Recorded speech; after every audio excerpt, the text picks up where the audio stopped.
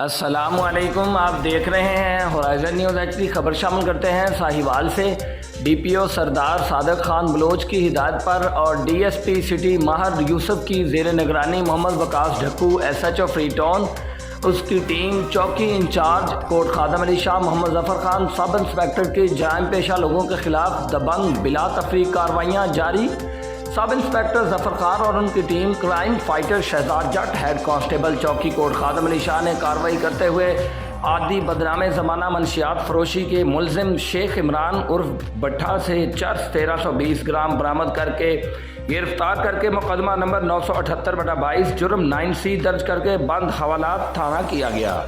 चौकी incharge Kot Khadam Ali Shah sub inspector Zafar Khan की तैनाती के बाद कोट खादम अली में जराइम पेशा लोगों के खात्मे के लिए दिन रात मुतहर्रक काफ़ी जराइम पेशा लोग पकड़कर हवालात की सलाखों के पीछे पहुंचा दिए गए।